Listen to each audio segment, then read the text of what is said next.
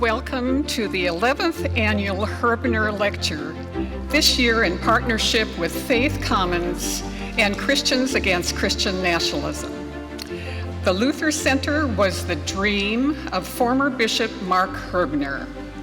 It is an independent, ecumenical, nonprofit organization which exists to foster and promote an understanding in our day of the historical, cultural, theological, and educational relevance of Martin Luther and the 16th century Reformation.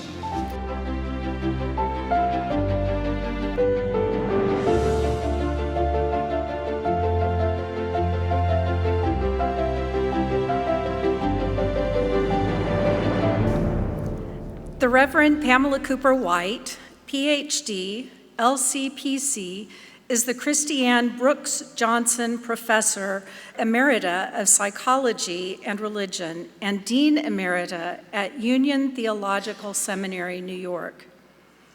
She is an Episcopal priest in the Diocese of New York and a licensed and National Board certified psychotherapist. An award-winning author, she has published over 100 articles and book chapters and 10 books, including The Cry of Tamar, Violence Against Women and the Church's Response, Old and Dirty Gods, Religion, Anti-Semitism, and the Origins of Psychoanalysis, and The Psychology of Christian Nationalism, Why People Are Drawn In and How to Talk Across the Divide, which won the Indies Independent Publishers Gold Award for Political and Social Sciences. She holds 2 PhDs from Harvard University in Historical Musicology and from the Chicago Institute for Clinical Social Work in Psychoanalytic Psychotherapy and Research, and was the 2013-2014 Fulbright Freud Scholar in Vienna, Austria. She is a member of the American Psychoanalytic Association, honorary member of the National Psychological Association for Psychoanalysis, past president and founding board member of the International Association for Spiritual Care in Bern, Switzerland, and serves on the boards of the Freud Foundation US, the Journal of Pastor Theology, and the Psychology, Culture, and Religion Steering Committee / American Academy of Religion. She is a frequent speaker both in the US and internationally, and tonight she can add Herbener Lecture speaker to her long list of accomplishments.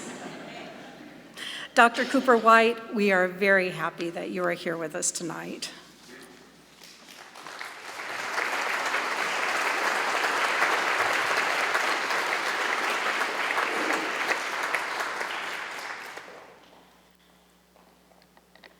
So good evening.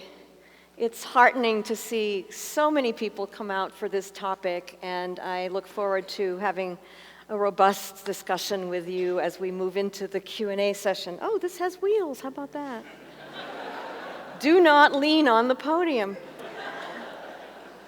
So without further ado, let's begin. On January 6th, 2021, as we know all too well by now, a violent mob attacked the U.S. Capitol in a shocking effort to stop the certification of the election of Joe Biden as the next president of the United States. Deep in the midst of the mob was a loose-knit band of religiously motivated individuals who subscribed to the movement called Christian nationalism. On display among the crowds during the attack on the Capitol were numerous flags and signs with "Jesus Saves" in bold letters and other Christian symbols proudly displayed alongside a Confederate flag paraded through the halls of Congress. A photo that went viral showed a group of men before a, 8 or 9 foot high cross that they had lugged there, one with his forehead pressed against it in apparent fervent prayer. One group among the mob called themselves a Jericho March, Christians blowing shofars. I'll let that just sit with you for a moment. Praying to bring down the walls of government. And one of them, you'll notice there, is painted with the colors of the American flag to make things even more a little blasphemous. Those of us who were not caught up in the violence on January 6th, nor the underlying beliefs that fueled it, still wonder, how can people, even those we consider to be good people, get so caught up in a web of lies? How can Christians who believe in Jesus' Abba God of love, mercy, justice, and truth participate in such a movement fueled by white supremacy, masculinism, and even far-fetched conspiracy theories, while ignoring or even condoning its inherent propensity to violence? How can people become convinced of such false, even delusional beliefs? How might it be possible to talk with people who have gone down the rabbit hole of brainwashing and irrational groupthink? Can dialogue help to draw them back out? And if so, how? Is it ever possible to talk sense into someone who has come to believe dangerous untruths that, if not addressed, can harm us all? When, how, and in what context might dialogue be fruitful? And when does it simply raise the other person's carefully guarded defenses and reinforce polarization? Former President Trump and his close imitators' appeal goes far beyond certain conservative policies against abortion, immigration, welfare, gender justice, and racial equity. Trump tapped into a deep and broad reservoir of resentment and paranoia that has been accumulating for decades. A large pool of Christians who feel they are being persecuted and called by God to rise up and defend themselves against their enemies. And not only must they regain equal footing with others in society, many believe, but they must dominate and be in control. And all this in the name of Jesus. A common belief among supporters of Christian nationalism is that there has been a woeful decline of America's standing in the world because of the nation's growing degeneracy, and with it, the concomitant belief in an urgent call to restore the nation to its original goodness and a mandate to lead the world in godliness. The United States was founded, according to this group, entirely by evangelical Christians. I love that line gets a laugh.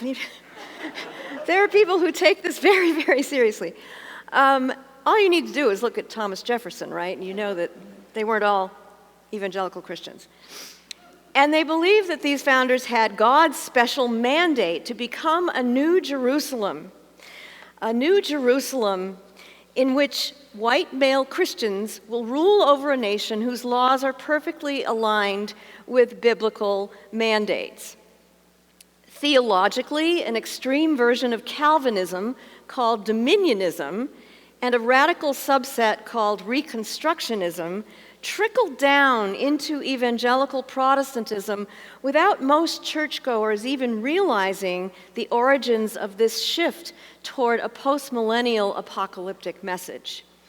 A similar movement called integralism has been gaining traction in the Catholic Church to integrate the state under the ultimate spiritual authority of God, of course, as interpreted by the Church.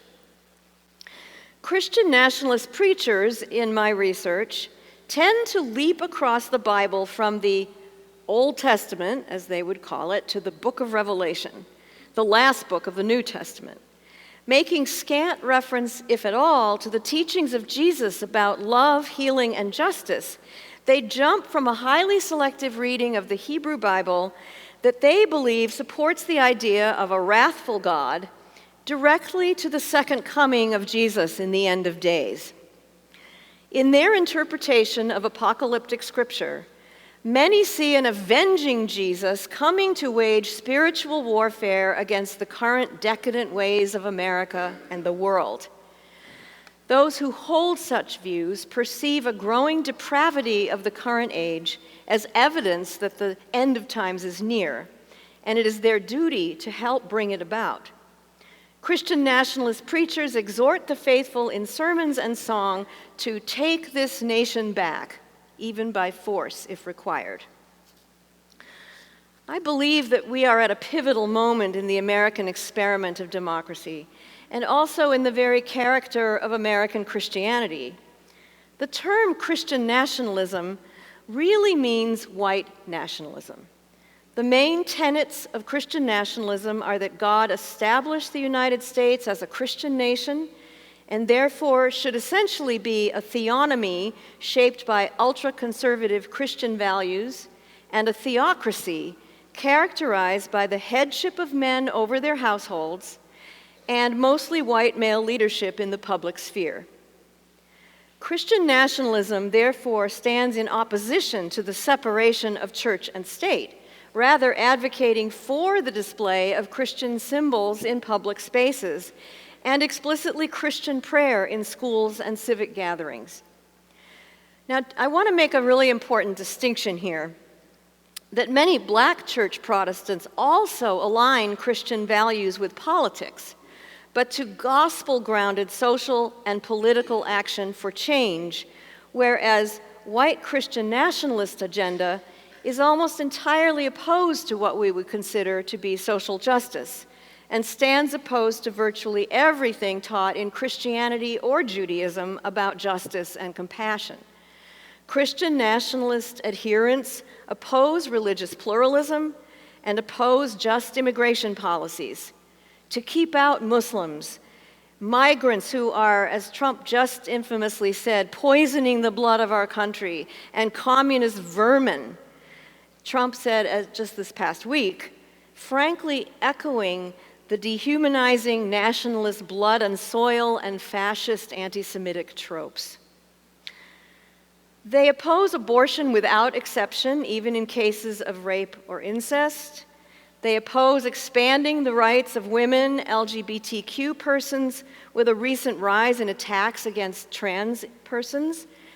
And in a long chain of history, beginning with the utterly denied genocidal founding of this nation, they oppose civil rights legislation and embrace laws that perpetuate structural and institutional racism.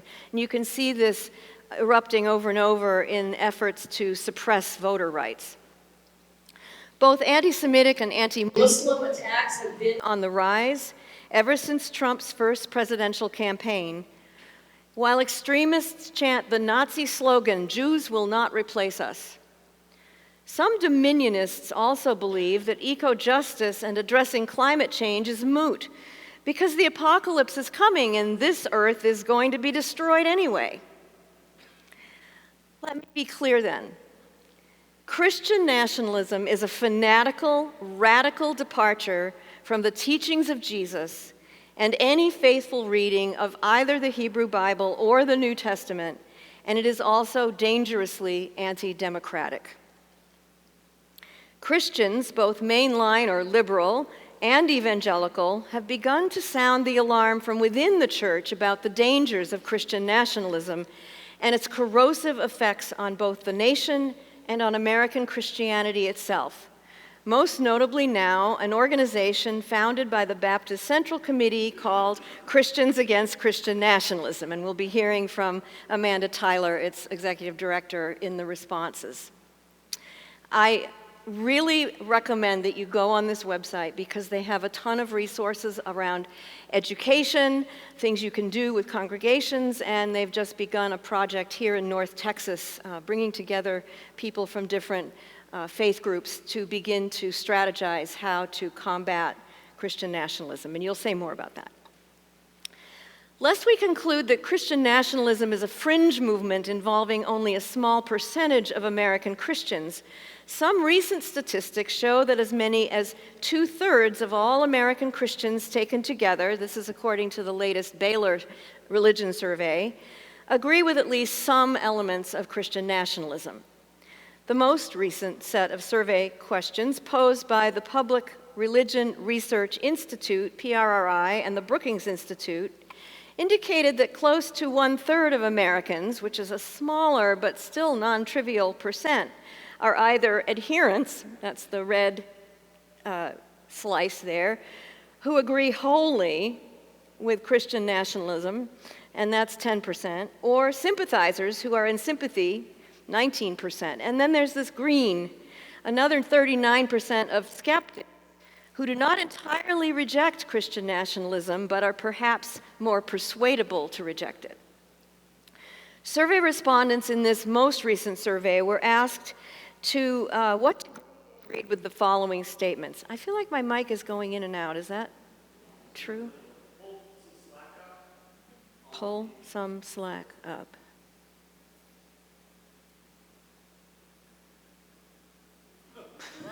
Okay. The reason I think these statistics are probably a little more accurate is because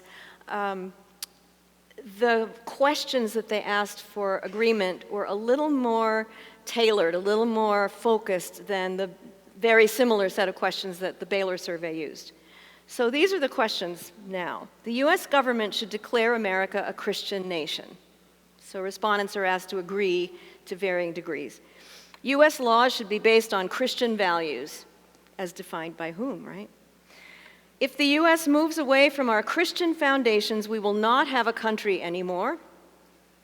Being Christian is an important part of being truly American.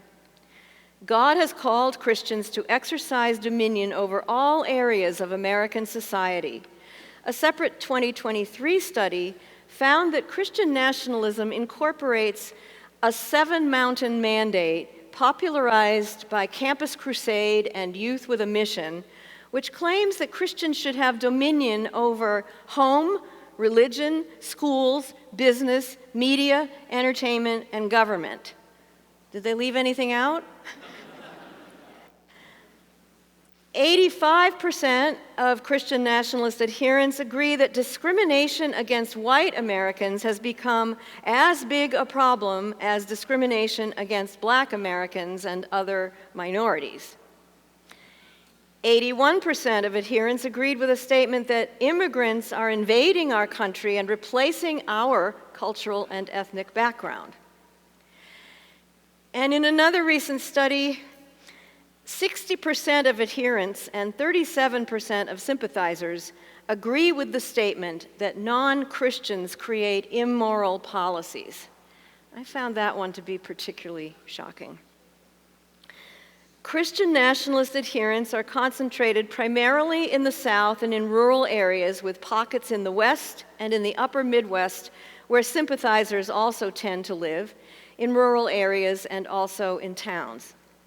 Over 3/4 of all adherents and sympathizers taken together are white evangelical Protestants, and within evangelical Protestantism, 80 to 84% agree. So there's a big overlap, although it's not a total overlap, between evangelical white Christians and this movement. Catholics also make up a significant percent, about 1 in 5. Lower formal education tends to correlate with the degree of agreement with Christian nationalist beliefs, and on average, supporters of Christian nationalism are older than the general population, averaging in the mid-50s. Women represent just slightly more than half of those who agree. 94%, quote from another study, overwhelmingly believe in God without any doubts at all and hold the Bible in high esteem, which is twice the number of skeptics and 7 times more than rejectors. A vast publishing empire and online Christian family content, such as James Dobson's decades-old focus on the family, also promotes Christian nationalist ideas as part of its campaign to promote the traditional patriarchal family and to indoctrinate children into a melding of religion, right-wing patriotism, and a conservative, God-honoring definition of Christian family life. Right-wing Christian church services are awash in patriotic symbols and songs, and public political rallies are now awash in evangelical prayer and so-called Christian praise music. So if you were to look at these images and you didn't know which ones they were, it would be hard to tell what's a political rally and what's a church service. You may remember Michael Flynn, who was pardoned by Trump for lying to the FBI, just a little federal crime. And he's now leading a national reawakening tour to recruit an army of God, blending alt-right politics, Christian rhetoric, and QAnon conspiracy theory. And it's somewhere between $250 and $500 a ticket. even offering baptisms in big metal tubs. This movement did not just arrive on the scene around the time of Trump's first presidential campaign. Yeah, I hear the The current wave goes back at least as far as the Reagan era in the 1980s and such figures as Pat Robertson. It was part of a general white conservative backlash to the civil rights movement that began in the 1960s, and a continuation of the white supremacy, Christian nationalism, and a nostalgia for the lost cause of the Confederacy that all converged in Jim Crow and the KKK decades before. But it's also prefigured and has continued to wax and wane over time as part of a larger recurrence of white revivalist movements led by charismatic evangelicals throughout American history. Confederates were not the first to use the biblical text to justify the genocide of Native Americans, chattel slavery, and the subordination of women under the guise of protecting the weaker sex and keeping them from voting.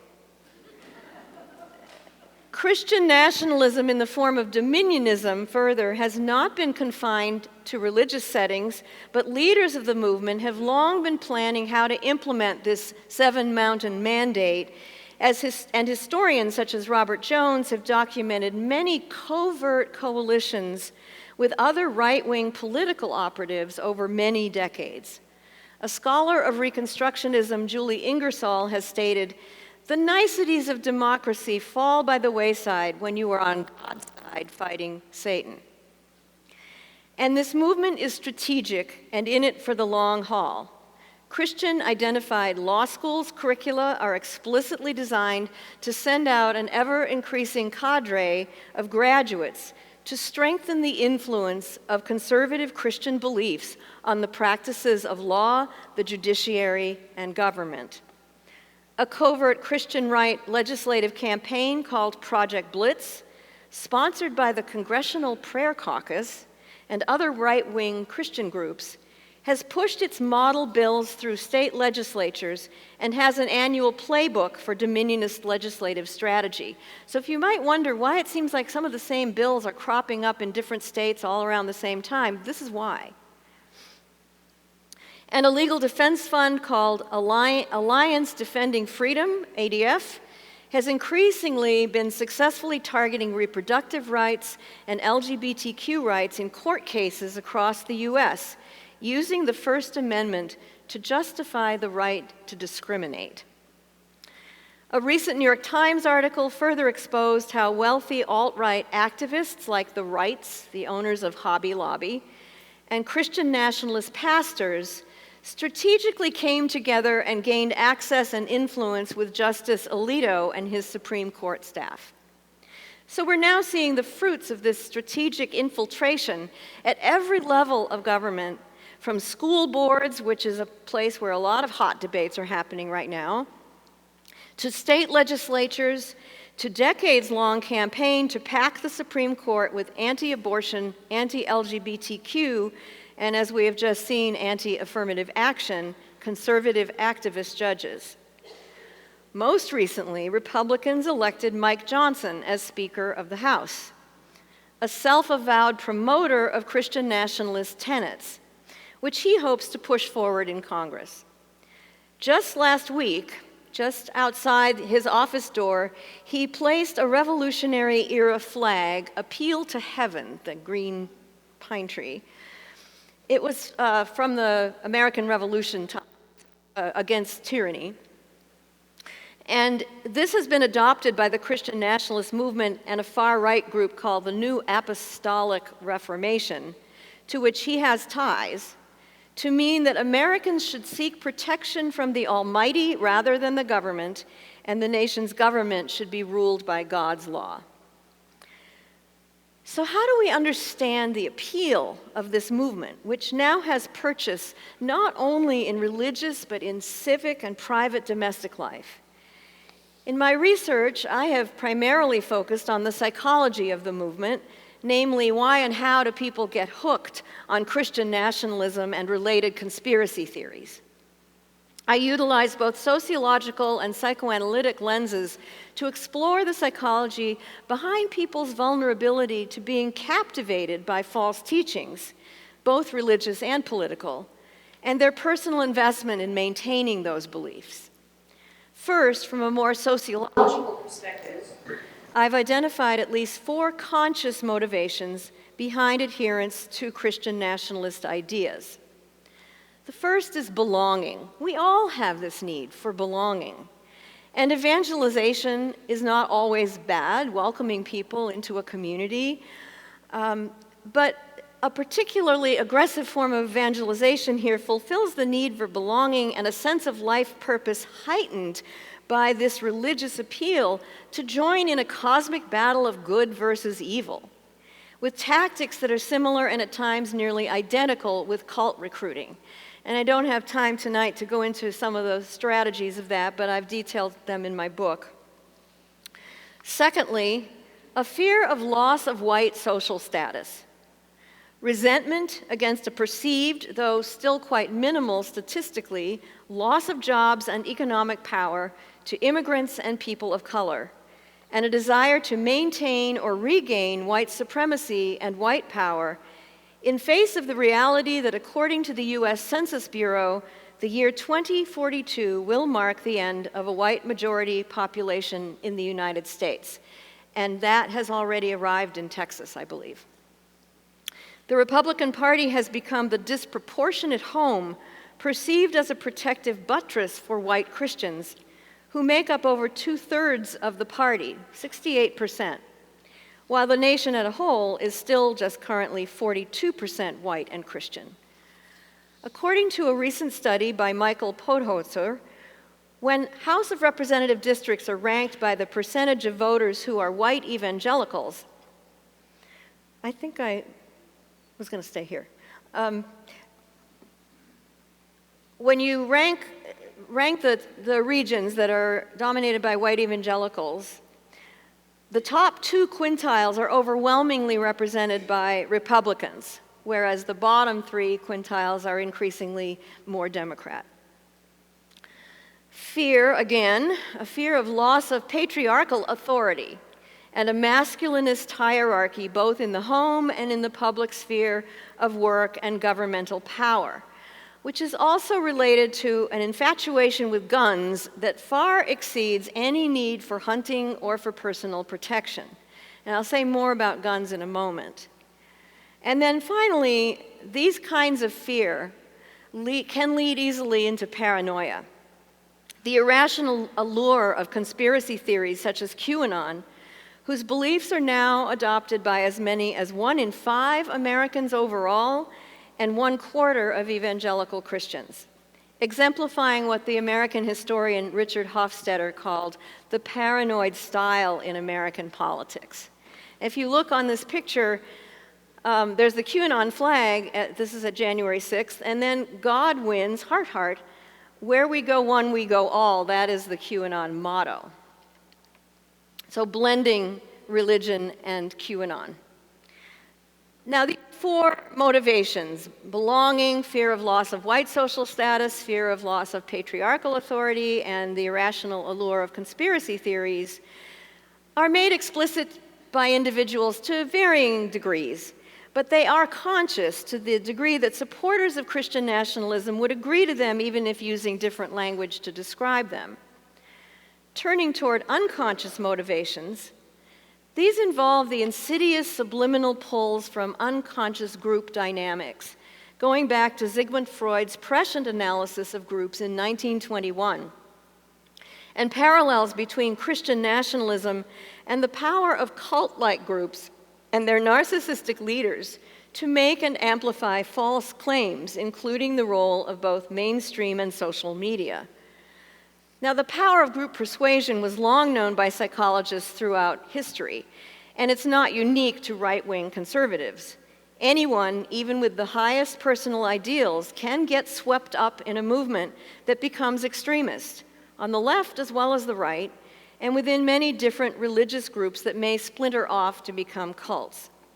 I believe Freud's group psychology is as relevant a description today as it was in his own time, regarding the psychologically symbiotic bond between followers and their idealized leaders.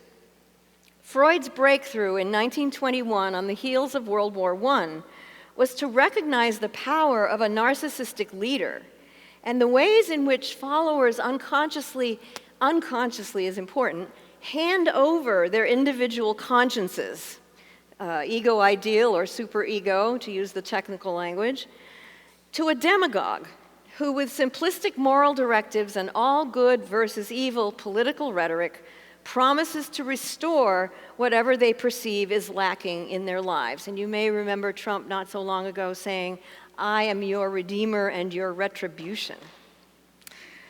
Such leaders exude a fusion of power and erotic potency that men can merge with at an unconscious psychic level, and women can desire and even emulate themselves. How relevant is this to the rise of right-wing strongman leaders like Trump and the bloody dictators across the globe that he still emulates and praises? This also ties in with the symbolic value of guns and a defensive hypermasculinity and the extraordinary prevalence of guns in the United States. And this is a preoccupation that is shared by a majority of white evangelical Christians, who own the most guns, according to Pew, of any religious group in the United States. Nearly 1/2 of evangelical Christians say they own guns, and who fuse the Second Amendment right to bear arms with a skewed religious fervor for personal freedom. As the Outback restaurant motto has it, no rules, just rights. Love, said Freud, puts a check on narcissism, and as such is crucial to civilization. But the narcissistic leader loves only himself and exploits the love and devotion of his followers only and always for his own benefit, as he sees it, according to his whims.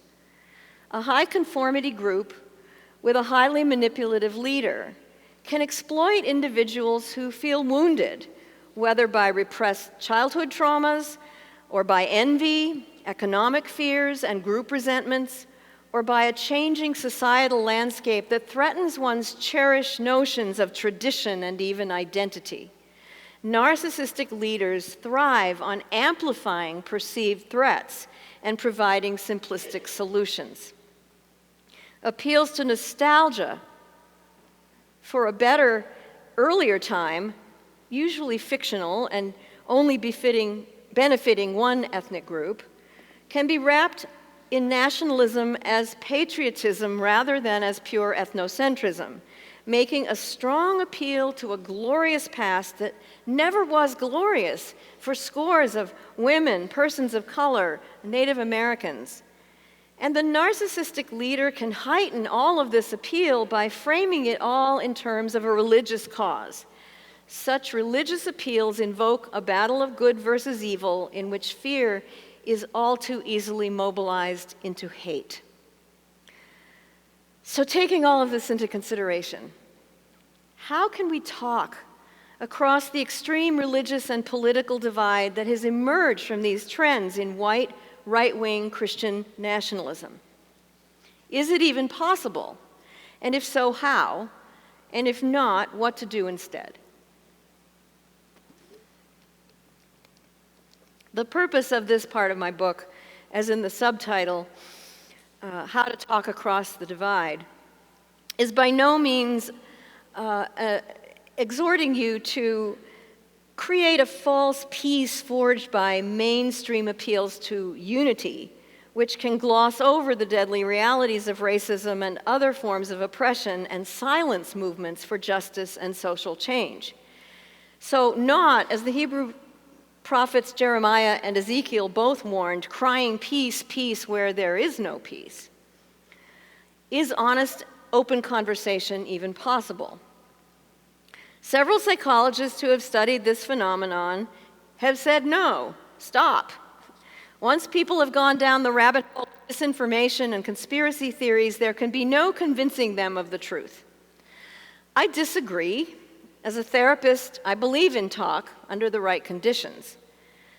Rather than throwing in the towel, I recommend a triage approach to discern if and when fruitful conversation might be possible and when it should not be attempted. When it comes to a firmly entrenched adherent to Christian nationalist beliefs, we have to remember that we're trying to engage not only with an individual, but with their favorite news network, an ever self-reinforcing bubble of opinion fed to them on social media, through algorithms sifting their clicks and likes, and the hundreds or even thousands of members of their church, where they just praised Jesus and asked him to save the United States while listening to heart-thumping rock music and indoctrinating sermons. We're trying to talk with QAnon. So, if you take one thing away from tonight, argumentation will not work, period. We do need to walk away whenever we perceive that to continue in a one-sided dialogue will either violate our own sense of personal integrity, continuing to engage with outright hate speech, or stepping away if we are being subjected to verbal violence, threats, or worse. And when dialogue is not possible, engagement in public education and political advocacy for justice are the best way to channel our own frustration and outrage, and to publicly witness, as liberal and progressive Christians, to show that not all Christians endorse a Christian nationalist agenda, which tends to be the more visible in the culture. Write op-eds, especially in local newspapers that everyone reads. Run for office, or get behind somebody who is. Advocate for legislative change. Hold prayer vigils and other public expressions of religious resistance to authoritarianism and injustice. And when fruitful conversation with an individual may be possible, how do we put a toe in the water? First, we have to ask ourselves 3 important questions. Am I the right person to be having this conversation? Is this the right time? And is this the right place? The Thanksgiving table is not any one of these. And alcohol will only make it worse. But if the answer to these questions is maybe yes, then there may be a yellow light. Proceed with caution. When we sense some openness, as in the case of a soft Christian nationalist who's not wholly convinced by right-wing rhetoric, and where mutual liking and trust are perhaps already established. For example, with a coworker, a neighbor, a skeptical family member, or a friendly acquaintance. And the only way into such a conversation is to show respect and to listen, not to pounce on an error in their thinking or immediately try to enlighten or heal them. I mean, who would like that? It's so condescending. To understand with as much empathy as we can muster what it must be like to be this person, and to inhabit their life with its various challenges and stresses. Empathy is not the same thing as sympathy. It is being able to step into the other person's shoes, at least to some meaningful degree, and to understand where they're coming from, but by no means does it have to mean agreement. A green light is always still tentative. When it appears that there is some real openness to re-examine convictions, but remember that it can always turn yellow or even red at a moment's notice. Now, I've outlined in the 3rd chapter of my book a lot of detailed recommendations on how to engage in such conversation that come out of my experience of training as a psychotherapist and teaching pastoral care, and there's a lot of skills that you can learn to do good listening. Active listening. But first and foremost is that building and maintaining relationship always has to come first by finding common ground, including shared values. Psychologist Jonathan Haidt wrote a book about the differences between Republicans and Democrats on the basis of values, and he said all of us on a spectrum share about 7 core values, but that Republicans and Democrats lean differently into different values. So Republicans lean into responsibility and authority, and Democrats lean into care and equality, and there are others in the middle. So to think none of us disparage the whole range of values, but we may, in fact, emphasize some more in what we think is ethically important. So to find those places where we do intersect is an important place of common ground. And practicing respect and kindness. Much of what I advocate is being non-directive, making I statements rather than universal truth claims. So, well, I've come to believe that this, as opposed to this is what's right and you're wrong. And following longtime anti-racist feminist activist Loretta Ross, who just recently received a MacArthur Genius Grant, assuming goodwill until proven otherwise, and when confronting, engaging in a process she terms calling in rather than publicly and self-righteously calling out the person who has said or done something we find offensive. She reserves calling out for addressing larger systems, and she calls that also calling up, addressing the abuses of institutions and structures of power.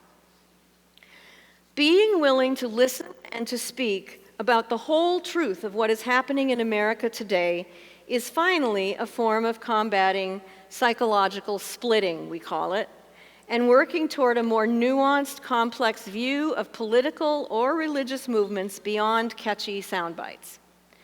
Recognizing and resisting the very human, unconscious temptation to split everything into a Manichaean cosmic battle of good and evil, which is what conspiracy theorists thrive on, requires stamina. It takes courage to consciously weigh the good and the bad of a relationship and hold them together. And I'm not talking about abuse. That you need to walk away. But within the range of what is tolerable, to weigh the good and the bad of a relationship together, regarding them with both mercy and justice, and to hang in there without expecting instant change, as in, let's make a well-reasoned argument and stir. Finally, one thing honest dialogue also requires is for us to do our own inner work of healing the split between our own desired purity and the mostly disavowed evil within ourselves, to withdraw our worst projections that we've placed on another person, dehumanizing them, before we can enter into genuine dialogue. This is tricky, because Christian nationalism, white supremacy, misogyny, and anti-LGBTQ hatred are truly reprehensible. That's not merely our fantasy or our neurotic projection. But if we can hold the badness of a conversation partner's beliefs together with a belief in the potential for basic human goodness, as we are made in the image and likeness of God, then we may not only have the chance to exercise the skill of empathic listening, we may also finally be heard. Thank you.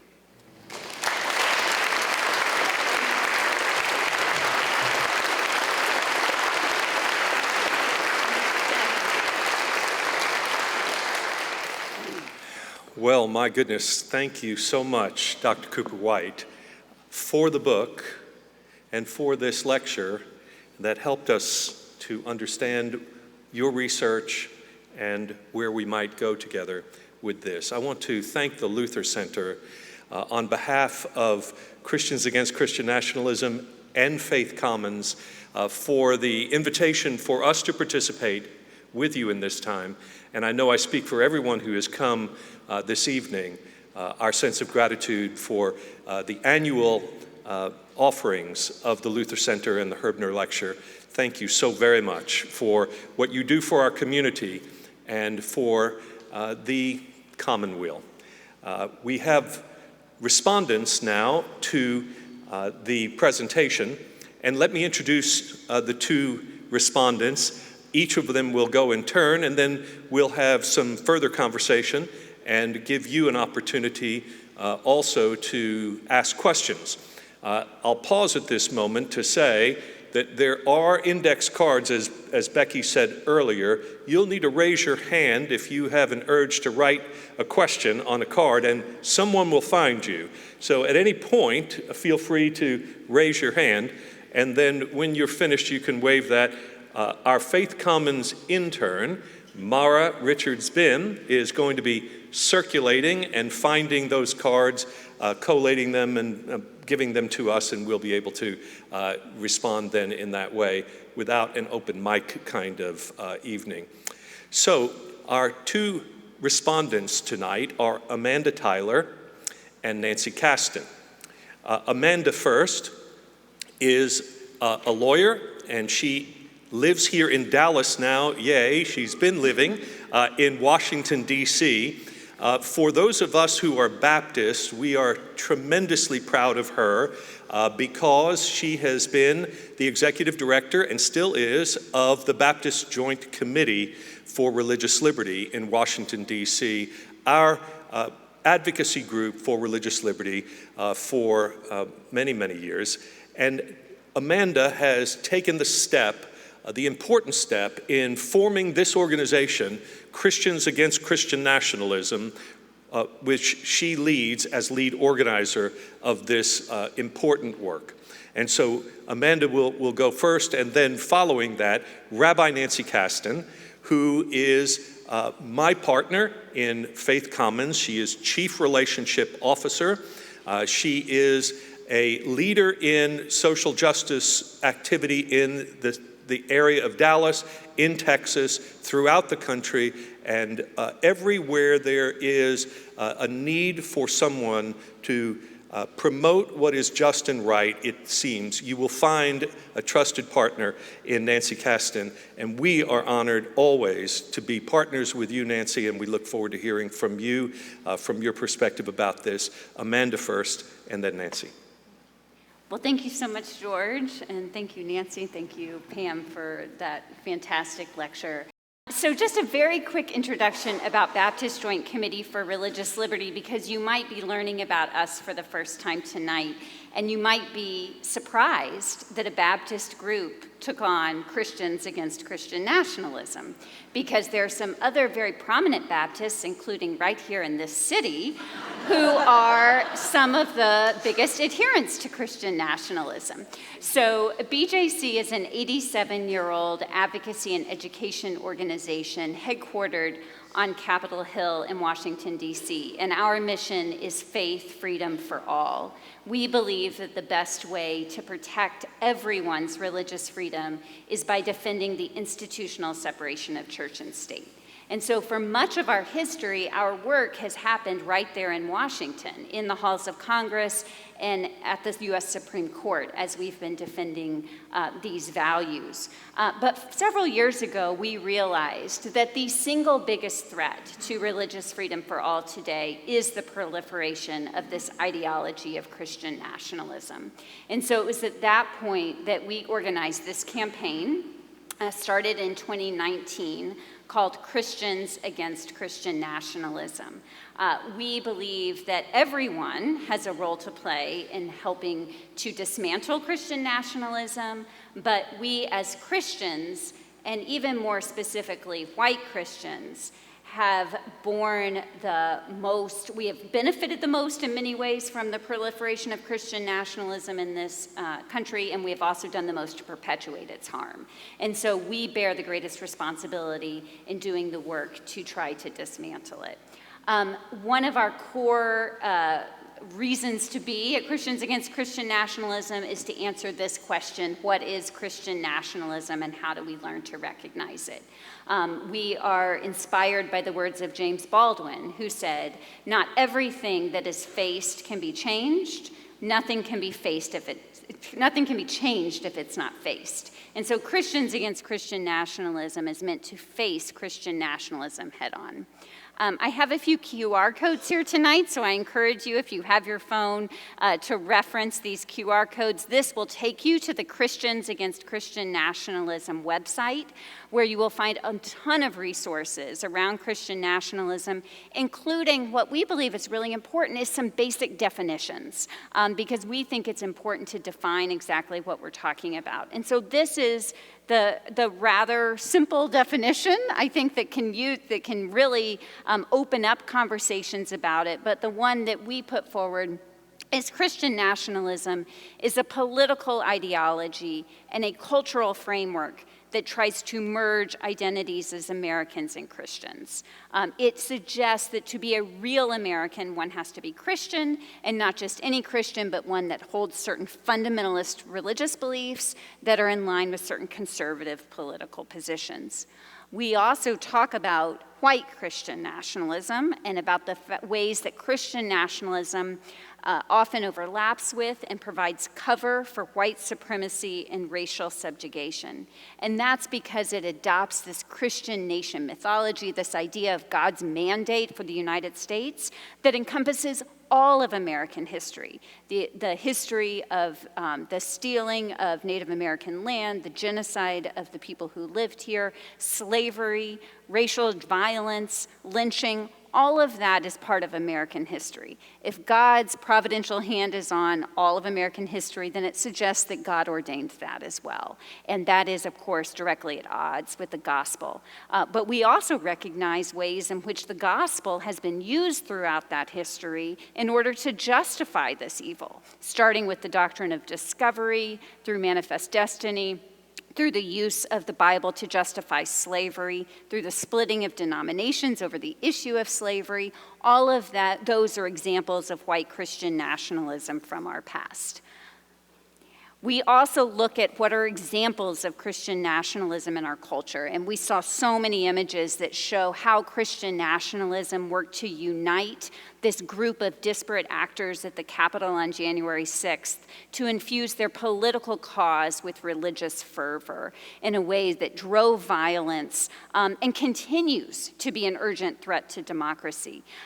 Dr. Cooper White talked about Reawaken America tour. I actually went to a Reawaken America tour earlier this year and talked about my experience on our Respecting Religion podcast from last season. It's the most listened to podcast episode that we've ever had, and talked about my first-hand account at how these conspiracy theories, election denialism, and Christian nationalism, as well as very thinly veiled calls for violence, are working together to what I believe organize a group of people who are ready to take up arms if the election does not go their way next year. I often tell people I am not an alarmist person, and I am incredibly alarmed at what we might face next year, including when it comes to violence. But we can't be, I think, distracted or focus only on the most extreme examples of Christian nationalism. And so at Christians Against Christian Nationalism, we want to also look at how Christian nationalism is infecting our theologies and our worship practices as Christians. If we are going to be the most effective advocates and be able to have the kinds of conversations that you're encouraging us to have when it's the right place and the right time, we need to be willing to have those conversations within our houses of worship. These are communities of trust, but these are also places where Christian nationalism can flourish. It doesn't just happen at congregations that are having Faith and Freedom Sundays and having patriotic worship services. They're happening in everyday ways, including in some places with American flags in the worship space, in singing of patriotic music during worship services, in ways that we have aligned our worship practices and theologies with the American government in ways that are really sacrificing our theological views. And so we have resources to help congregations have those kind of conversations. We are also seeing a proliferation of Christian nationalism in our public schools. And one of those examples that you talked about is Project Blitz with the Congressional Prayer Caucus Foundation and Wall Builders, who have put out all this model legislation that is being passed in state legislatures. One of their pieces of model legislation are the In God We Trust bills that require the posting of In God We Trust in public schools and public school classrooms. I just want to read just very quickly from the Project Blitz playbook about why they're passing these bills. They say that the measures in this category recognize that religion, and particularly our Judeo-Christian heritage, have played a large part in the founding and history of this country. In other words, a proliferation of this Christian nation mythology that is at odds with both American history and also with our constitutional system. But it's also a means of exclusion. It says, without an understanding of the basic religious dimension of our history and civics, our citizens are not as able to assess and act on the various public policy concerns that we face now and will face in the future. And I was struck by your statistic about that, how Christian nationalist adherents and sympathizers believe that people who aren't Christian pass immoral laws, right? This alignment with some kind of religious belief with the ability to be a citizen of the United States. That is textbook Christian nationalism and is being furthered by bills like these that might look innocuous on their face. 17 states have passed these laws in the last few years, often with bipartisan majorities in state legislatures. So these are ideas of more everyday, mundane Christian nationalism that keeps the ideology flourishing. Another example of one of these model pieces of legislation that passed and became law this year in the state of Texas is a new law encouraging public schools to replace their school counselors with unlicensed school chaplains. This law was encouraged by a group called the National School Chaplain Association. The parent group of that group is a group called Mission Generation. And if we had any doubt about what the aim of this legislation is, we only have to look to their Form 990, where Mission Generation describes their mission as a nonprofit organization. They said, Mission Generation works through public education to win, disciple, and send pre-K to 12th grade youth. The ministry goal is to have 100 million people in discipleship by 2025 by offering the school chaplain program in English, Spanish, and Portuguese. And so they passed their first ever school chaplain law right here in Texas in this past legislative session, and it took effect in September. I'm going to say more about that in just a moment. What can we do to push back against Christian nationalism? First, you can sign the statement, Christians Against Christian Nationalism. Many of you in this room already have done this. There's 35,000 people across the country have. We have signers in every congressional district in the country. This is the platform for organizing and a place to begin. So if you haven't yet signed the statement, I encourage you to do so. There are very well people, I know there are people in this audience who aren't Christian. So there are other ways to be involved, but this is supposed to be a group of signers that do identify as Christian, and it's a strong way to say Christian nationalism is not Christianity, and because of my Christian values, I am called to take a public stand against it. At the website, you can also access a number of resources, again, to use in small group study or for personal study and reflection to understand better what Christian nationalism is and how we can best respond to it. We have a podcast series and discussion guides, webinars with discussion guides, a host of resources, and thank you for talking about that in your talks around the country. But for this audience, I am most excited to share with you tonight the next phase of the Christians Against Christian Nationalism project, and that is to really work on local organizing. We believe that the way that we are going to affect long change is to go deep and to go local and to engage in the very kinds of conversations that you are encouraging us to have tonight. And so when we looked at that map that you showed, where it showed prevalence of Christian nationalism, and we overlaid that map with where we had the most signers to our Christians Against Christian Nationalism project, we circled North Texas. There's a lot of Christian nationalism in this community, as many people know here tonight, and we also have a lot of people who have already stepped up and said that they want to take a more active role here. So our campaign has hired a local organizer who is starting here in this community in just a couple of weeks, and we'll be working with people on the ground to really both better understand how Christian nationalism is harming our community in order to fashion the kind of resources and the kind of responses and interventions that we need to have in order to make change. And so my ask for you tonight, in addition to signing the statement, is if you are interested in being involved in this campaign, to please email us. And I have the email here. It's also in your program, texas@bjconline.org. And we will be in touch with you very soon as our organizer gets underway about how you can be more personally involved in the work that we're doing. Even before you do that, though, you can also be involved in the resistance to this Texas chaplain law that I talked about earlier. The way that the law is written, it doesn't force chaplains into public schools. We haven't gotten to that point yet. Instead, it asks every school board in Texas to take a vote within the next 6 months or before March about whether or not they will institute a school chaplain program. And we at BJC, working with a number of other partners, including with Faith Commons, but also with Texas Impact and the Interfaith Alliance, worked with Texas licensed chaplains. They put out a statement saying how the school chaplain program was not a good use of chaplaincy. And we now have nearly 200 Texas chaplains who have signed on opposing the chaplain law. And that letter was published and reported on by 40 different news outlets in the state of Texas right when this law was taking effect.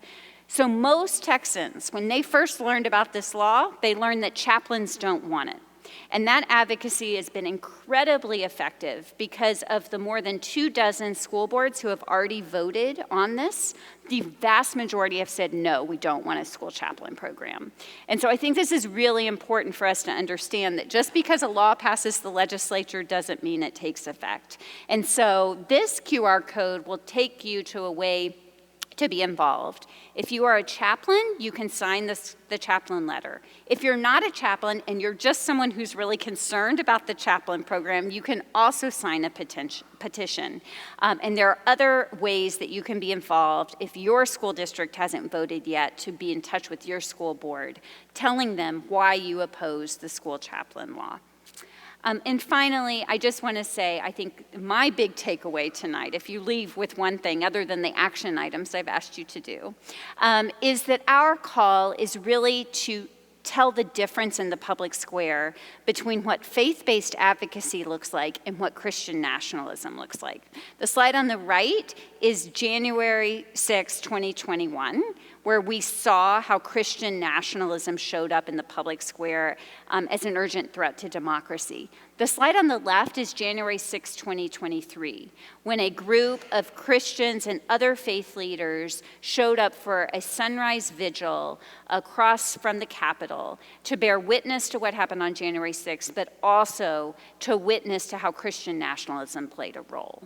And so our call, and one of, I think, the most effective ways to combat Christian nationalism, is for people of faith from all different faith backgrounds to take their rightful place in the public square and to push back against Christian nationalism. And I hope that you'll join us on this journey ahead. Thank you.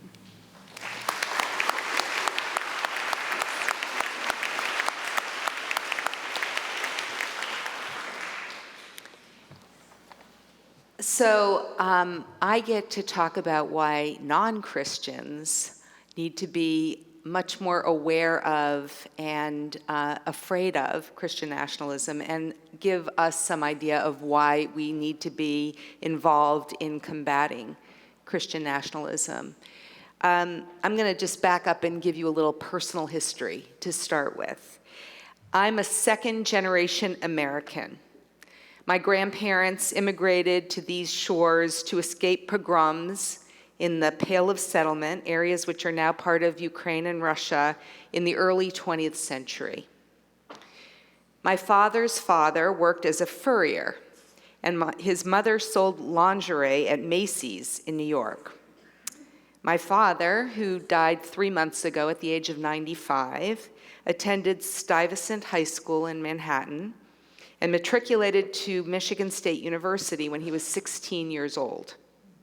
He served in the Korean War, earned his master's degree in public health from the University of Michigan and his JD from Boston College Law School, and enjoyed a long and illustrious career as a healthcare administrator and consultant.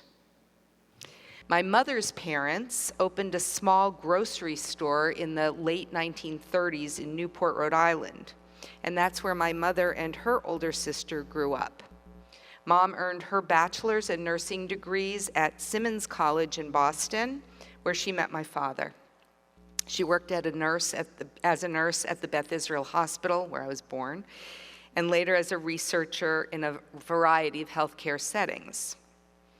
I grew up in a suburb of Boston, in Newton, Massachusetts, and went to public schools there. I grew up in a culturally Jewish, but not religious home. My first job out of college was in the family business, public health administration. When I changed course and decided to go to rabbinical school, my mother asked, "What kind of job is that for a nice Jewish girl?"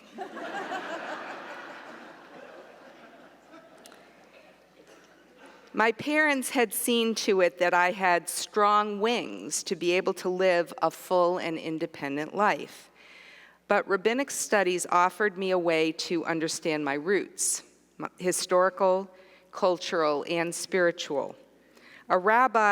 Becoming a rabbi was much more than a job, it was a calling. I never ever felt that being Jewish was in tension with being an American. I remember an exercise in religious school when I was probably around the age of 14. We were asked, "Do you think of yourself as a Jewish American or an American Jew?" That question was not a loyalty test. It was predicated on the assumption that a Jewish American could answer that question either way and still be an American, equal to any other American of any other religion. The rise of Christian nationalism threatens everything that has made my life possible, and especially the public school education I received and the advanced education that my parents and I also received. The influence of Christian nationalism is able to undermine, degrade, and destroy American homes, schools, business, media, entertainment, and government. Our country is being weakened from the inside out, making us vulnerable to attacks by bad actors, many of whom have actually been elected or appointed to public office in our country. Christian nationalism is not the same as anti-Semitism or Islamophobia or xenophobia or racism. None of our efforts to combat any of these subsets of Christian nationalism none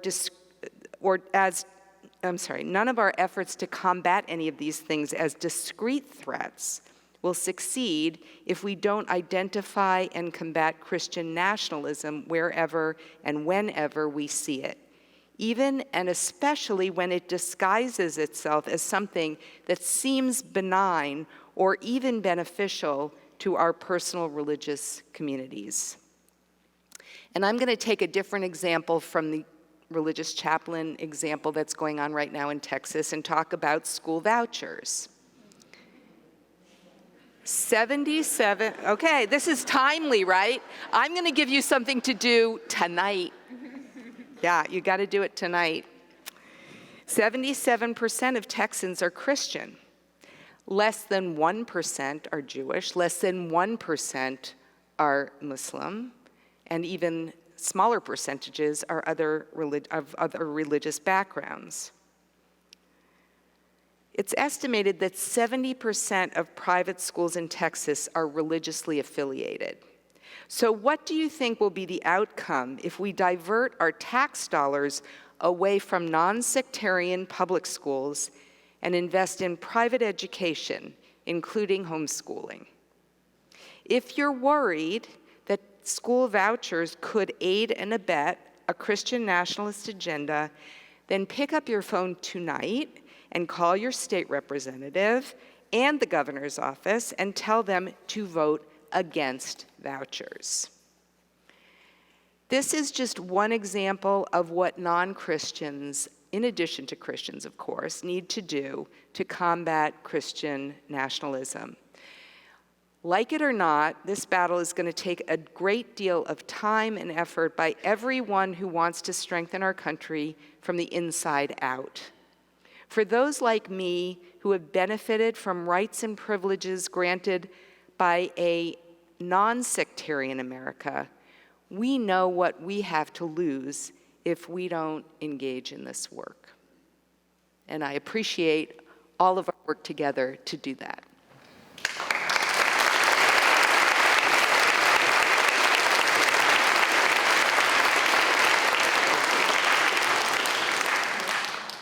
Thank you so much. So we have some questions from the group, but first let me ask all of you to take a shot at this. I think we know better what Christian nationalism is tonight because we've come. And for those of us who've read the book, certainly, or already engaged in this work with Christians Against Christian Nationalism, there is a sense in which I think we all have a feeling about what we're against here. But I wonder if we could talk about what we're for. So part of what happens with Christian nationalists, I think, is that there is a kind of worldview that says, if you don't join us, what you are left with is a godless country, is a secular place with no morals and no place for godly people. So I think one of my questions here is, as we're fighting to put the fire out, right, how can we think about pointing out the beauty of what America can be instead at the very same time? Or is it possible? Are we just in this moment where we just have to put the fire out? We just have to tend to that. But I think people are also drawn to a vision of what America can be. And I wonder if you could sort of also articulate what's at stake, not only in preventing this, but in what could be and what we are advocating for. Anyone? Well, one distinction that I always like to make is that nationalism and patriotism are not the same thing. Mm-hmm. And it's perfectly valid to love the place that you live in, that you grew up in, and the Enlightenment ideals that politicians always refer to, but the Enlightenment ideals undergirding the founding of the nation are beautiful ideals. Mm-hmm. And so there's no reason to say even that you're not patriotic, but that's not the same thing as nationalism, which is actually across the globe, wherever it is found. It is always a right-wing ethnocentric movement to say this nation is defined by being this kind of people with these beliefs and this ethnicity. And so I think as those of us who are progressive Christians and liberal Christians, we need to get out in the public a lot more because we're often painted by the same brush. Oh, you're a Christian, you must be one of those. We need to say that's not what the gospel is about. The gospel is about justice. The gospel is about love and about healing. And that is very much aligned with the values of the founding of this nation. It is not about excluding people. And Jesus did not, I'm off mic, I don't know why. Jesus did not promote hate. And so we have, I think, a responsibility as progressive Christians to be visible in the society and say, this is what Christianity is about. We're not trying to convert you. We're simply trying to say, that's not it. This is what it is. And this is a part of what we believe is in line with the goals of this nation and its founding. And the other thing I would simply say is, even though it's counterintuitive maybe, I really believe we need what is being fought against in school boards around critical race theory. I believe we need to say the word genocide. We need to say the whole truth about the founding of this nation and the terrible things that a traumatized group of people coming from Europe re-traumatized another group of people who were here and then kidnapped a bunch of other people and traumatized them into slavery.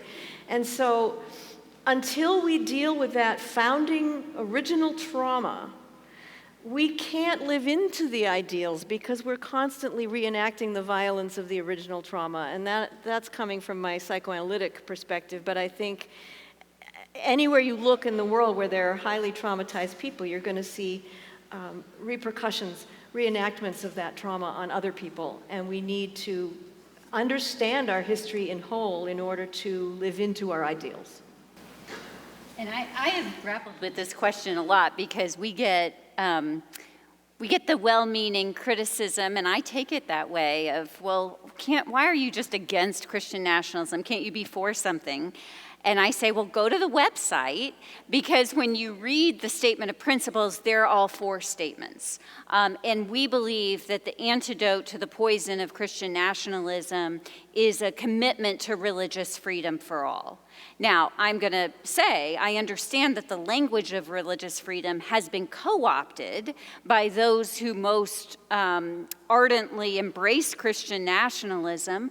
But guess what? That's because it's really a great value that everyone wants to be associated with. And so I think we have to embrace that freedom and also point out how Christian nationalism is authoritarian, how it combats all of these, and this is where you can tap into patriotism as well, how it counteracts freedom, counteracts patriotism, how it is indeed, and I use this term lightly, I mean not lightly, but un-American, because it is at odds with what I think, if we're going to talk about American exceptionalism, I think we should talk about the American experiment of having a secular government, because that is what our imperfect framers of the Constitution said about doing, having a government that would remain neutral when it comes to religion. And so I think living into that ideal of religious freedom that is put forth in the First Amendment of the Constitution, and to this truth that one's belonging in American society should never depend on what we believe, how we practice, or how we identify religiously, or even if we're religious or not. And I wholeheartedly agree with you about teaching of American history, and I think we need to learn to see teaching of an honest account of our history as an act of patriotism, as a way that we love our country and not an insult to it. I think I agree with everything you both said, and I also think that ultimately people want to feel safe, and we're reaching the limits of the ways people can feel safe from the outside in. And I think it's becoming more and more clear that we're going to have to teach people and help people feel safe from the inside out. And the way you do that is by distinguishing between mortal threats and discomfort. And I think that, learning about other histories, learning about other narratives that may challenge our previous assumptions or our own narratives is not comfortable, but it's not life-threatening. And we really just need to help people understand that if they ever want to feel safe, we just keep retracting into smaller and smaller spaces, and if we ever want to be able to feel free and secure and seen, we're going to have to open ourselves up to seeing others as well. So I want to focus on the family for a moment, if I could use that phrase.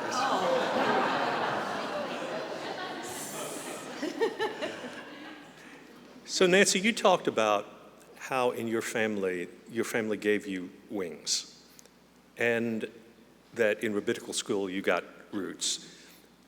But there's also a portion, Pam, in your book where you talk about the familial development of a child, and that there has to come a point of good enough, right? This sense that that we're strong enough to be able to internally venture out and feel safe enough that we can encounter the other and diversity and those sorts of things without constantly feeling threatened. There is a sense, I think, that Christian nationalism is rooted in this sense of fear, a fear of loss, this lack of a sense of adventure for what is different and new and diverse and all of that. So how can we do better work in not just countering things politically, but in doing things in our families and in our churches so that we can create this spirit of adventure that people can actually enter into a society where diversity is welcomed, not feared, where voices of different religious traditions become interesting to us, and they actually help enrich us instead of our fearing that maybe our religious truth is wrong and that it's threatened by this. What kinds of steps can we take in our families and in our churches to create this kind of good enoughness that allows us to have the strength to build a society that is more democratic and robust in its religious pluralism? Well, one thing that I want to share a personal story too, because I think it's an example of the kind of thing you're talking about, is that when I was 3 and we were driving home from Sunday school, and my mother was also assisting in the Sunday school, and I asked her very naively and innocently, "Why is Vicky so dark?" Vicky was African American. She was a friend of mine, and 3-year-old. And my mother said, "Well," and you know, let me say, I grew up in a white family that was not always perfect on these things, so I'm not saying, oh, you know, halo over them, but my mother just, without hesitating, said, "Well, don't you think God would have been bored making people look all the same?" And I love that she said that when I was 3, you know, and I also was fortunate enough to grow up in a community that was quite, on some levels, religiously diverse. About a third of the town was Jewish, and most of my closest friends were Jewish. And so I can't remember a time when I wasn't exposed to difference and to enrichment of that experience. And so, you know, Christian nationalism, if you look at Dobson, if you look at Focus on the Family, it's trying to indoctrinate children into a very homogeneous group of people who all think and believe the same way in a God who believes it's okay for them to use the rod, which is not, it's a mistake of interpretation of the Bible anyway, and that patriotism and Christianity and loving Jesus and all of those things just go together. And it's absolutely the opposite of trying to engage children from an early age with diversity and with just encountering difference and welcoming that. So that takes maturity and a capacity for complexity on the part of the parents. And so how do we cultivate and make programs that for adult education in our communities that also then can filter into what we do with our children? I mean, I think we have some scriptures that can help us in places that shows the diversity and the love of diversity. You know, I just, off the top of my head, I think about Pentecost.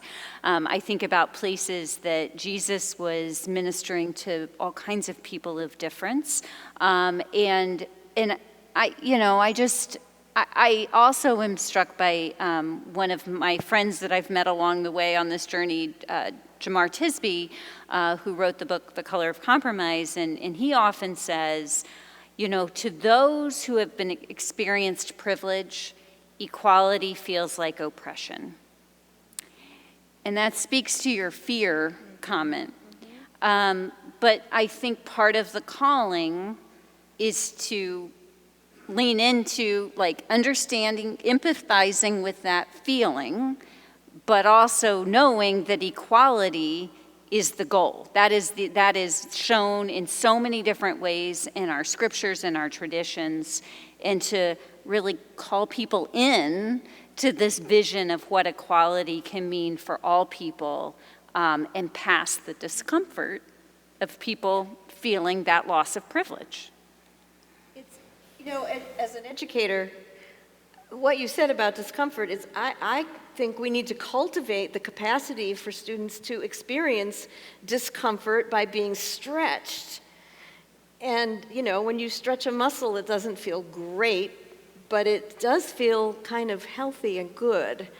And that's not life-threatening. In fact, it's life-enhancing. So thank you for that. Well, I was going to say, George, it's not really up to us. I mean, as Pam talked about earlier, our world is more and more diverse. Our country is more and more diverse. I know in my own family, my 2 older children both have significant others who are not my religion or even my race. Mm-hmm.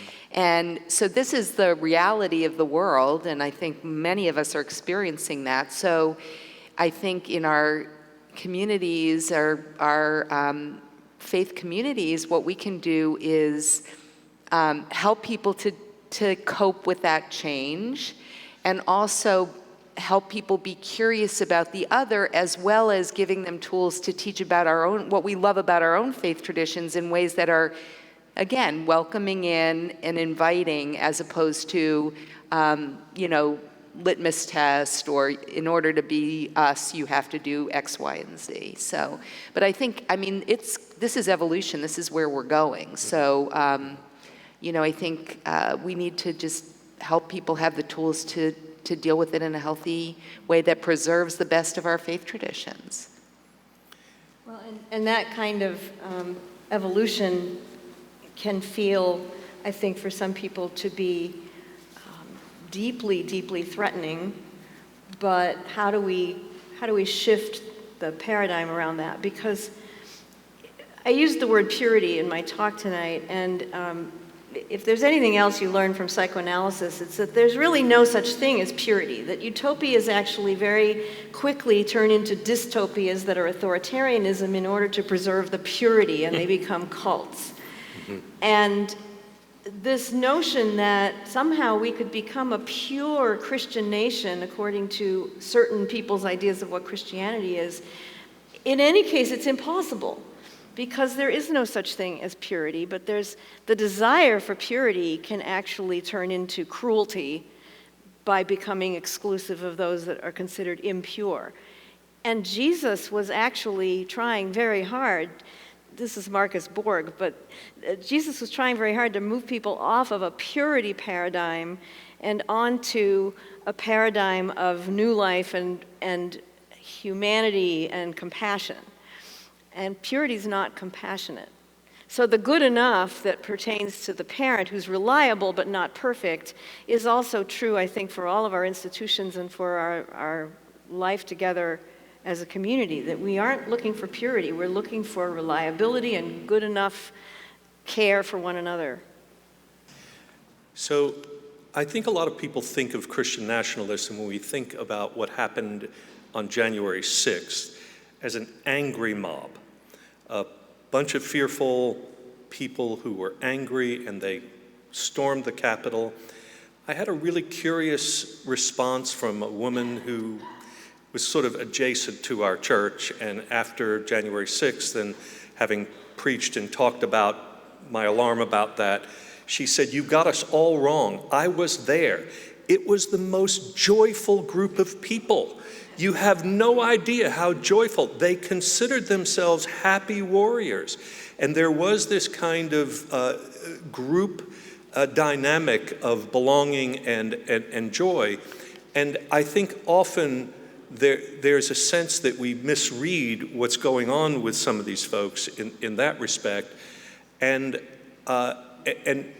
folks like us are viewed as always being negative about what's going on, and we have we're concerned about things not being as they should be, and so I know you, each one of you, to be happy warriors yourselves for justice.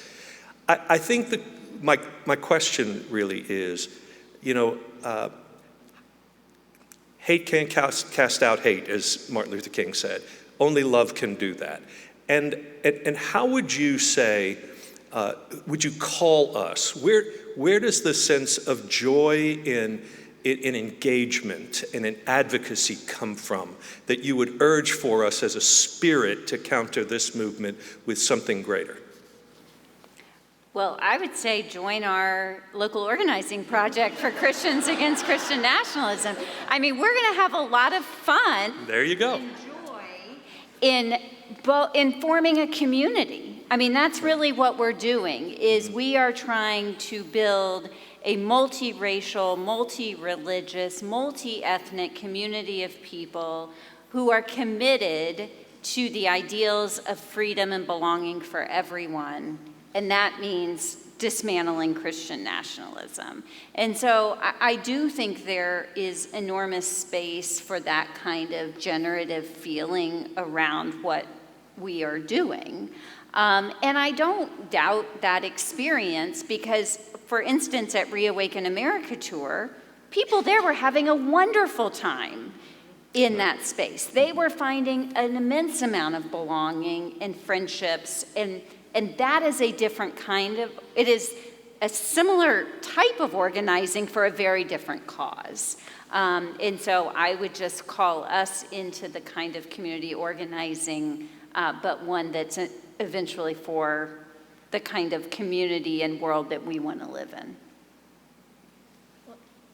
Oh, go ahead. I mean, I think that part of the reason we feel, that we exude and sometimes feel less joy now in our work is because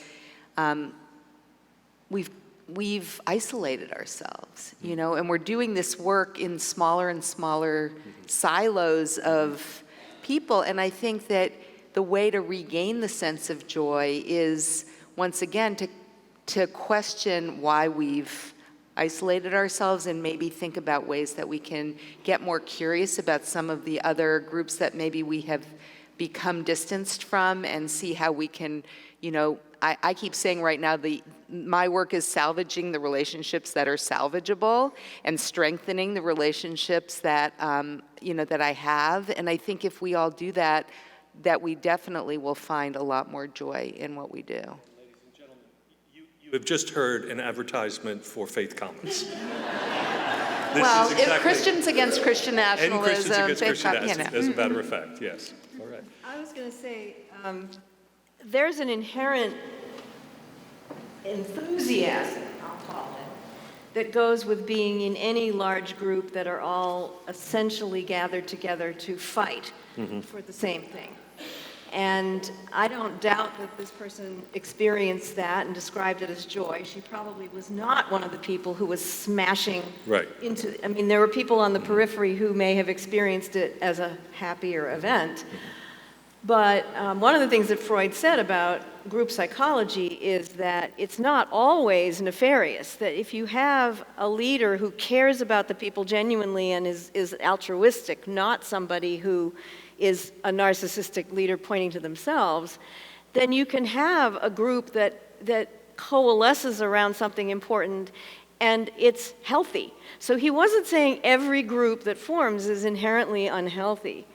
But I don't know how many of you have ever been to a march or a demonstration, but it is a protest. I mean, she's not correct in the sense that it was all a love fest. They were protesting against something.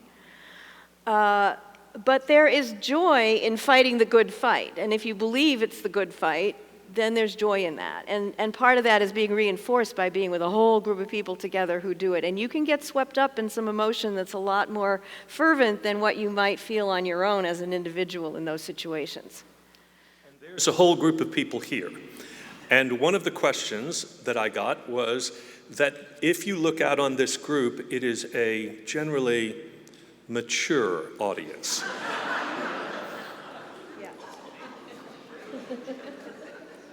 So perhaps we could say that you have lived long enough to be sufficiently aware of conditions. However, how are we going to enlist the next generation? Well, I will tell you that Christians Against Christian Nationalism has a TikTok channel.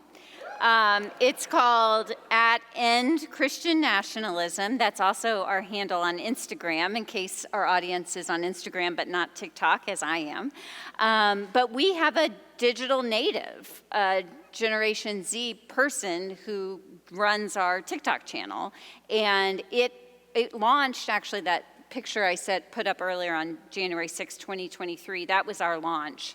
And it's several times this year we have gone viral. So I do think that there is a community of people who organizes in places other than a sanctuary lecture series that is galvanized around this topic, and I hope that's an encouragement to people here. And part of our call with our local organizing project is how do we take some of those people who have connected with us online and bring them offline into the communities that we're organizing in person.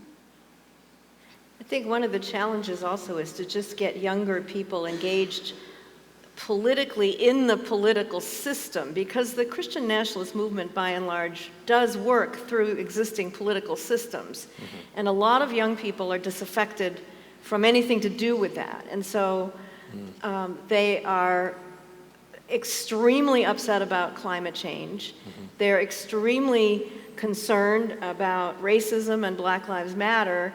And they don't necessarily see Christian nationalism as something that they need to be as concerned about as those things. And so how do we make the connections? Because Christian nationalism absolutely is concerned even with the climate change issue, because there's climate change denial is a part and parcel of a lot of the Christian nationalists' thinking too. How do we make the connections so they see that, oh, you know, this really endangers the things that we are really caring about? So you referenced the new Speaker of the House and his comments about how if you want to know where he stands on any issue, just open the Bible, and that's you can find that there. I think most of us here recognize that you can find pretty much anything you go looking for in the Bible to justify your position on just about any subject. And so it does come down to interpretation. And so that does raise the question, though, about when we engage in the public square, what is the right way to use God language? Because it's really possible for people to perceive that what we're doing here is really saying there are these right-wing people out there who use God language, and we don't like them. But there's a right way to use God language, and it's to be left-wing. And if you're on the right side of things, so to speak, then you'll use your religious language to promote democratic causes as opposed to Republican causes or something like that. But that's really not what we're talking about here when we're talking about Christian nationalism. And yet I think people are confused about then how should I use God language when I'm talking about things in public life? So I'll take that first. I'd love to. So I happened, by pure coincidence, to be testifying on Capitol Hill the very day that the new speaker was sworn into office. And I was testifying before a House subcommittee about global religious persecution, but I used the opportunity to talk about Christian nationalism. And I was this kind of relates to the prior question, I got into a colloquy with Representative Maxwell Frost, who is the youngest member of Congress. He's 26 years old, and he is absolutely incredible. And he gave kind of a personal testimony about how he, as a Baptist, as a person of faith, was so offended by Christian nationalism. And Our exchange is on all the social media channels, but I think it is such a great example of how he talked about his faith identity, because I think that's one of the false claims of people like Speaker Johnson. Oh, you just want us to hide our faith away and never talk about our faith. Not at all. We can talk about our faith. We can talk about how our faith inspires our public action without insisting that our theological views be reflected in law and policy. That's theocracy. That's Christian nationalism. And that's what I do believe that the Speaker of the House was trying to say with some of his views and his policies and what he said in the days since he was elected. And so, but I do think that you're right to point out that that can be a very hard line sometimes to tell the difference, and that's part of what we're also trying to do, is to help educate both legislators and advocates on how to bring our faith-based selves into the public square without insisting that our beliefs be reflected in law and policy.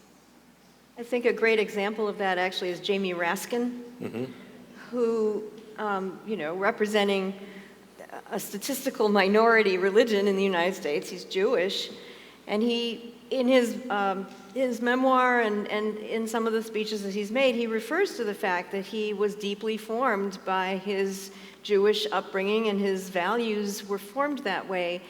And he never once tries to push his religious views on, like, so now everybody should be part of my religion.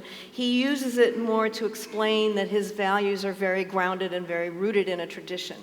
And I think that's a very valid thing to do. And to me, it gives him more credibility even. Good. I mean, I'll just say, and I think this is one of the ways that Judaism is adapting yet again to, the world. But I think that we, certainly in my understanding growing up and even now, is that, your religion is personal. And you shouldn't have to give a religious reason for your values in the public square. I don't think we should have to, but I understand that now that has become an important way to offer a different point of view. I just think that involves, especially for Jews, and I think probably other religious minorities, and of course, Jews have the advantage because, we have the Judeo-Christian, imprimatur. Muslims have, it doesn't help them to speak in Allah's name. In fact, it does them a disservice. So I wish that wasn't the case in our country right now. I don't think that's what democracy in America is about. Well, and I think a lot of non-believers, period, atheists and agnostics would agree that, they would like to be full citizens as well and not have to justify their public positions by a religious test, which Article 6 of the Constitution right at the beginning says they shouldn't have to. So there you are. All right, so another question from the audience is about whether Christian nationalism is really just a unique thing in the history of the world that we see popping up not only here, but also in places like Hungary and in Russia right now and all of that. But there seems to be other versions of religious nationalism in the world that we could learn from. Hindu nationalism is rampant right now in India, and there's the question of Jewish nationalism in Israel as well. Obviously, many Muslim countries have strong Islamic nationalism with their countries. So what is there to be learned in this effort for us by studying and paying attention to what's going on with other religious nationalist movements? I mean, I would, this is, when I do my kind of public speaking, I always start with the religious nationalism as a frame and talk about how this merger of national and religious identities is a recurrent problem throughout history and around the world today. And to try to ground our conversation around American Christian nationalism within that frame. But I do think that the common denominator of the certainly modern, but I would also argue historic examples is this bent toward authoritarianism and oppression and often violence against those who aren't in the majority group. So there's nothing exceptional about American Christian nationalism that, if left unchecked, won't continue to veer into that direction. And to see that as a cautionary tale, to not think that what's happening in these other places won't happen here.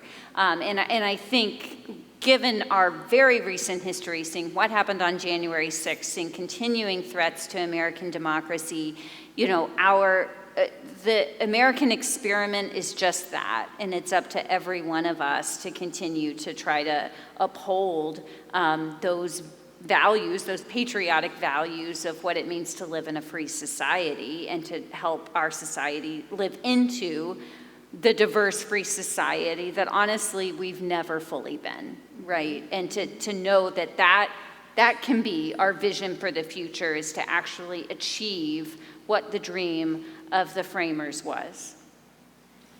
In my study of history,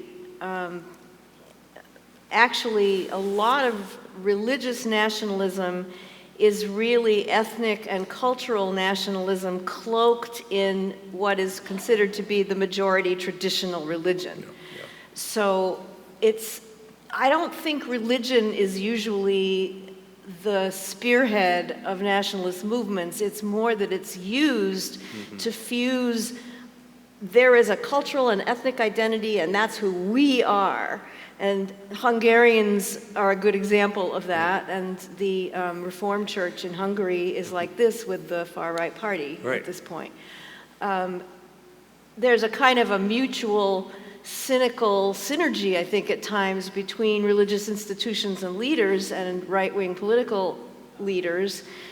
And I do make a distinction between leaders of these movements and leaders within Christian nationalist-leaning churches and followers, because I think there are a lot of people who get sucked in by the enthusiasm who don't have the same agenda as the leaders do, which is really to maintain and increase their power.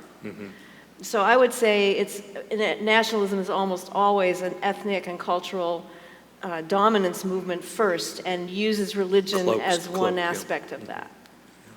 I think that we're coming to a point now, especially with the number of migrants and, for all kinds of reasons, displaced persons, internally, externally, that our religion, depending on how we interpret our religion is coming at odds with nationalism. Right. And so we're being called upon as people of faith to be hospitable. Right. And it'll be our challenge to be able to do that wherever we are. Nancy and I were both reading some of an Israeli writer this week, Amos Oz, how do you say his name? Oz, yeah. Who made the pithy statement, patriotism is the love of country, nationalism is the hatred of others, the other, of the other. And I think this notion of we have to welcome those who are other to us is an important distinction between patriotism and nationalism. But that also leads to this question, and it's about language. You said earlier, we need to go ahead and teach people and use the language of genocide and what happened with Native American people in our country's history and with slavery and the like. Someone asked this question, why not use Dorothy Salay's term Christofascism at this point? And I think language is an important issue when we go about trying to figure out how to, I suppose, convert people in a way. Sometimes language can be weaponized to make someone feel bad for their position, and sometimes you have to say it boldly enough to get their attention and help people realize what's at stake. So what's the right use of language, I suppose, in this way? How do you feel about some, we have social media and we have cable TV stations, and you can go on and you can hear the strident language that is being used about the other in our own country who have different points of view, and yet somehow you might need to send up an alarm, but does that convert? So how do we go about thinking about language in this process? Well, to me, it goes back to the question, right person, right time, right place. Okay. It's always contextual. I'm not advocating that we teach third graders about genocide. Yeah. I am advocating that we might let third graders know that when people came to colonize this country or to settle this country, they also pushed some other people out, and that wasn't fair. So you have to think developmentally in terms of what's the kind of language that people can actually take in, and language in some contexts that could be sort of awakening, in other contexts could be really just raising the hackles of people and raising defenses. So you've got to read the room and your audience, I think. I don't mind using the word genocide in this kind of a talk, but I might temper my language in some other contexts, just to see it's a developmental process. Right? Yeah, I think that Christofascism in some situations is absolutely the right and even better term, but I don't use it universally because I think it lets most of us off the hook. And I think that the sociological studies of Christian nationalism show that most of us, just like racism, just to live in our culture, we've absorbed the ideology, and it really is up to us to try to do that inner work and dismantle it from ourselves first. And I think that using the most extreme version of the word lets most of us off the hook, and that's not what we're trying to do. But yeah, right time, right place. Certain examples of what we're seeing, that's probably a better term for it. I mean, I think it's important to be very specific about what we mean when we use any kind of language, and also to ask other people what they mean when they use language. And, that's the best, that I can do. All language has become sort of toxic or healing, depending on how it's used. So curiosity is a good place to start, I think. Well, I think we've come to the end of our time together, and I think what you've heard tonight is from people who have spent their lives paying attention to what really matters through scholarship and writing and speaking and advocacy work, through community organizing, through prayer and worship and building relationships. This is what it's going to take. And we have examples here, and I would invite you to continue to read, to go to the websites, to call your legislators, and begin to get active and involved in these various organizations and in different ways. Our thanks to the Luther Center and to this church for hosting. Thank you, King of Glory. And I think you would all like to thank our presenters tonight.